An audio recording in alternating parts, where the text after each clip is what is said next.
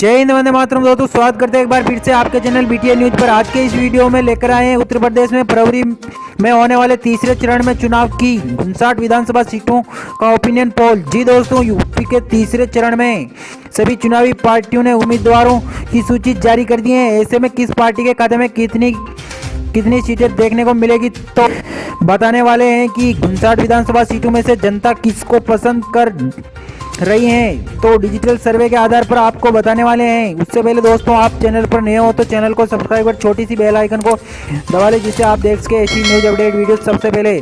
तो ये दोस्तों, आपका बिना समय गवाए 59 सीटों की ओर ले चले तो सबसे पहले हमारे सामने निकल कर आ रहा है जिला कासगंज की 3 सीटों में से बीजेपी 2 सीटों पर आधिपत्य जमा सकती है। वहीं समाजवादी पार्टी 1 सीट के साथ खाता खोलती हुई नजर आ रही है और बीएसपी एंड कांग्रेस पार्टियों को 0-0 से सामना करना पड़ सकता है। यहाँ से हाथरस की बात कर लेते हैं। हाथरस की 3 सीटों में से एक सीट बीजेपी और एसपी एंड कांग्रेस पार्टी के खाते में जा सकती है। वहीं बीएसपी को यहां से 0 से सामना करना पड़ सकता है। और एंटा की बात करें, एंटा की 4 सीटों में से 1 सीट बीजेपी के खाते में और समाजवादी पार्टी अपने खाते में 3 सीटें हासिल कर सकती है यहाँ से, और अदर पार्टियों के खाते में 0-0 देखने को मिल रही है।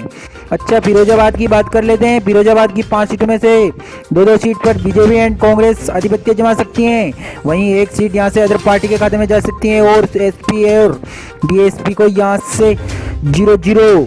अच्छा, 15 सीटों का सर्वे आप स्क्रीन पर देख पा रहे हैं, जिसमें से 6 सीटें बीजेपी अकेले अपने खाते में जमा करती हुई नजर आ रही है। वहीं 5 सीटों के साथ समाजवादी पार्टी से अखिलेश यादव और बीएसपी यानी कि मायावती के खाते में 1 सीट भी नहीं मिल पा रही अब तक, और 3 सीटों के साथ कांग्रेस अपना खाता खोलती हुई नजर आ रही है और पार्टी के खाते में भी 1 सीट देखने को मिल रही है। तो अगले क्षेत्र की बात करें दोस्तों, हमारे सामने निकल कर आ रहा है मैनपुरी की 4 सीटों में से 2-2 सीट बीजेपी और यानी कि योगी जी के खाते में और समाजवादी पार्टी के खाते में जा सकती है 2-2 सीट, और अदर पार्टियों के खाते में 0-0 देखने को मिल रही है। फर्रुखाबाद की बात कर लेते हैं। फर्रुखाबाद की 4 सीटों में से 2-2 सीट बीजेपी और बीएसपी के खाते में यहाँ से 2 सीट जा सकती हैं, यानी कि अब तक विधानसभा सीटों में से 2 सीट बीजेपी के खाते में पहली बार देखने को मिल रही है यहाँ से। अच्छा, तो बात कर लेते हैं कन्नौज की 3 सीटों में से 2 सीट बीजेपी के खाते में और 1 सीट एसपी के खाते में, यानी कि समाजवादी पार्टी के खाते में, और अदर पार्टी के खाते में 0-0 देखने को मिल रही है।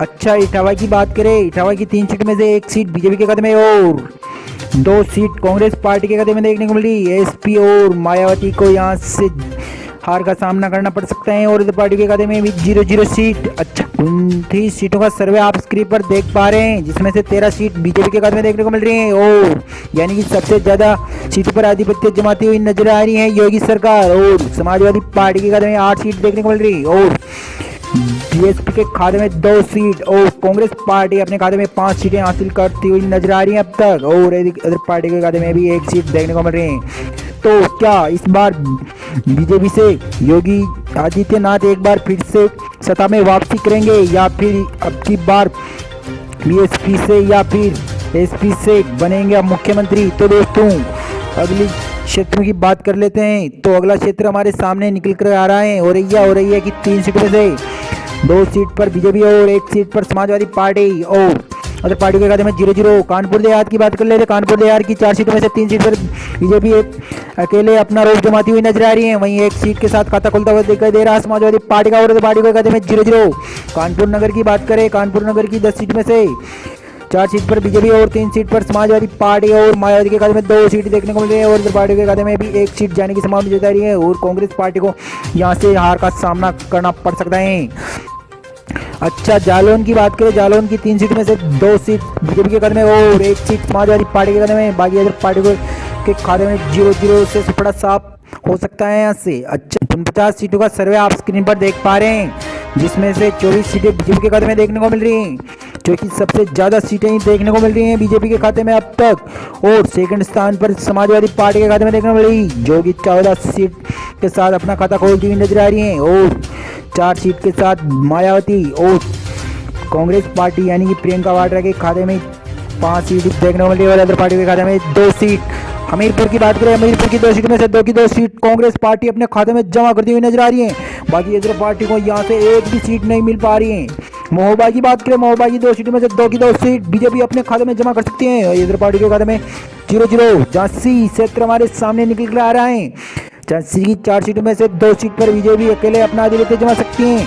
वहीं समाजवादी पार्टी और बहुजन समाजवादी पार्टी के खाते में 1-1 सीट देखने को मिल सकती है। और इधर पार्टी के खाते में 0-0। ललितपुर की बात करें, ललितपुर की 2 सीटों में से 1-1 सीट समाजवादी पार्टी और बहुजन समाजवादी पार्टी के खाते में जा सकती हैं। और अदर पार्टी का 0-0।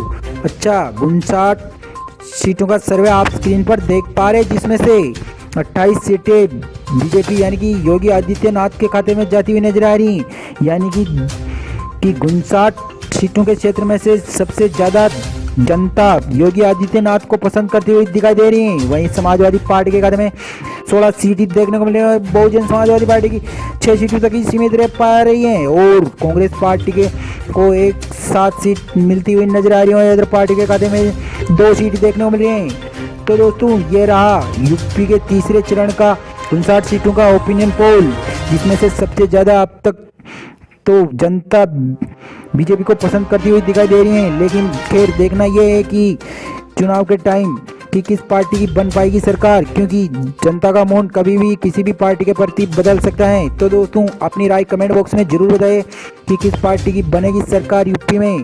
तो जी दोस्तों, मिलते हैं अगले वीडियो में, तब तक के लिए धन्यवाद दोस्तों।